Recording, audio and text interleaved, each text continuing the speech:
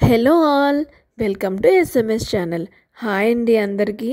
నేను ఈరోజు మునక్కాయ ఎగ్ మటన్ కర్రీని తయారు చేస్తున్నాను.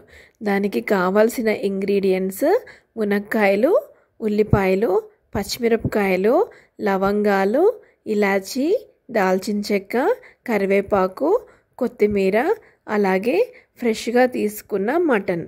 నేను ఇక్కడ మటన్ని ముందుగా మ్యారినేషన్ చేసి పెట్టుకున్నానండి. దానికోసం ఉప్పు, పసుపు, కారం, అల్లం వెల్లుల్లి పేస్ట్ని కలుపుకొని మ్యారినేషన్ చేసుకొని పక్కన పెట్టుకోవాలి. ఇప్పుడు ఒక బౌల్లో మునక్కాయలన్నీ వేసేసుకొని సాల్ట్ వేసుకొని లో ఫ్లేమ్లో కొద్దిసేపు ఉడికించుకోవాలి. అలాగే ఎగ్స్ని కూడా ఇంకొక బౌల్లో తీసుకొని లో ఫ్లేమ్లో ఉడికించుకోవాలి. ఇప్పుడు ఎగ్స్, మునక్కాయలు బాయిల్ అయ్యేలోపు మనం కర్రీని తాలింపు పెట్టుకోవాలి. ముందుగా స్టవ్ ఆన్ చేసుకొని ఒక బాండీ తీసుకొని దాంట్లో కొద్దిగా ఆయిల్ని తీసుకోవాలి. ఆయిల్ కొంచెం వేడెక్కిన తర్వాత ముందుగా పెట్టుకున్న లవంగాలు, యాలక్కాయలు, చిన్న దాల్చిన చెక్క వేసుకొని ఫ్రై చేసుకోవాలి. అవి కొద్దిగా ఫ్రై అయిన తర్వాత కరివేపాకు, పచ్చిమిరపకాయలు వేసుకొని ఒకసారి బాగా ఫ్రై చేసుకోవాలి. పచ్చిమిర్చి కూడా కొద్దిగా ఫ్రై అవుతూ ఉన్నట్టు కనిపిస్తుంది కదా. ఇప్పుడు ఉల్లిపాయలు కూడా వేసేసుకొని మొత్తాన్ని ఒకసారి కలుపుకోవాలి.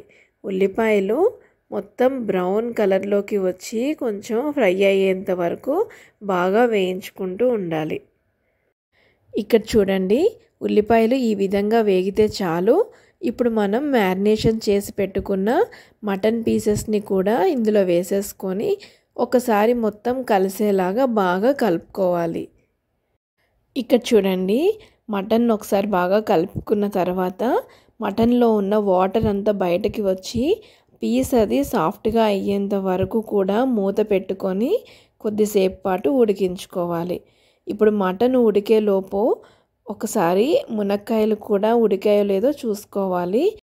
ఇప్పుడు ఒకసారి మూత తీసుకొని మటన్ని మొత్తం అంతా ఒకసారి బాగా కలుపుకోవాలి. కొంచెం ఫ్రై అయింది కదా. ఇప్పుడు కొత్తిమీరని కూడా యాడ్ చేసేసుకొని ఒకసారి మొత్తాన్ని బాగా కలిసేలాగా కలుపుకోవాలి. ఇక్కడ మనం విజిల్ పెట్టుకోవాలి కాబట్టి ఒక టీ గ్లాస్ అంత వాటర్ని యాడ్ చేసేసుకొని బాగా కలిపేసుకొని లిడ్ క్లోజ్ చేసేసుకోవాలండి.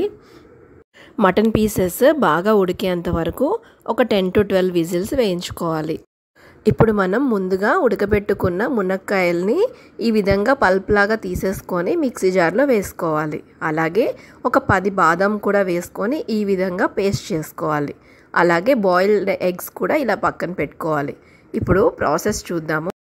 ఒక కడాయిలో కొద్దిగా ఆయిల్ని తీసుకొని పసుపు, ఉప్పు కొద్దిగా వేసుకొని ఎగ్స్ని ఇలా పీసెస్ లాగా కట్ చేసుకొని ఫ్రై చేసుకోవాలి. చూడండి, ఇక్కడ అటు ఇటు తిప్పుతూ మంచి గోల్డెన్ కలర్లోకి వచ్చేలాగా ఫ్రై చేసుకోవాలి. ఎగ్స్ ఇలా వేగితే కర్రీ టేస్ట్ చాలా బాగుంటుందండి. ఇప్పుడు కుక్కర్ ఓపెన్ చేసి మటన్ ఎలా బాయిల్ అయిందో ఒకసారి చూసుకుందాము. మటన్ అంతా పర్ఫెక్ట్గా పీస్ అది ఉడికిందండి. ఇప్పుడు మనం ఎగ్స్ వేయించుకున్న ప్యాన్లోకి కర్రీని షిఫ్ట్ చేసుకొని అలాగే పేస్ట్ లాగా ప్రిపేర్ చేసి పెట్టుకున్న బాదం పేస్ట్ అండ్ మునక్కాయ గుజ్జు మొత్తాన్ని వేసేసుకొని ఈ విధంగా ఇక్కడ చూపిస్తున్నట్టుగా కలుపుకోవాలి.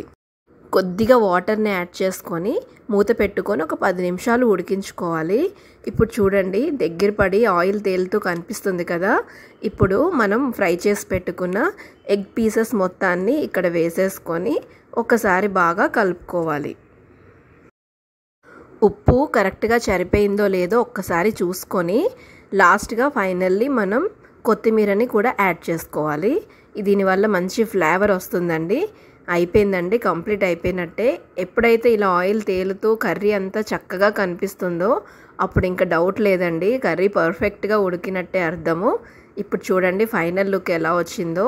చాలా చాలా టేస్ట్ అయితే అదిరిపోయిందండి. మీరు కూడా తప్పకుండా ఈ విధంగా ట్రై చేయండి. Thank you for watching. Bye bye.